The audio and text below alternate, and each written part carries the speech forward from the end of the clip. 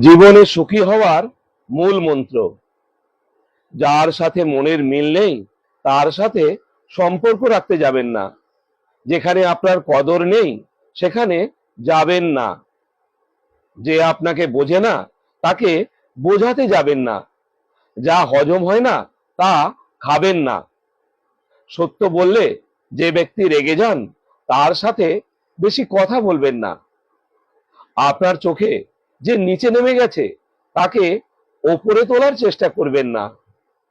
জীবনে সমস্যা এলে ভেঙে পড়বেন না। ধীর স্থির ভাবে ধৈর্য দিয়ে সেই প্রতিকূলতার মোকাবিলা করতে শিখুন। আর অপরের কষ্ট দেখে কখনো আনন্দ প্রকাশ করবেন না। সদা সর্বদা নিজে আনন্দে থাকবেন এবং অপরকেও আনন্দে থাকার সুযোগ করে দেবেন।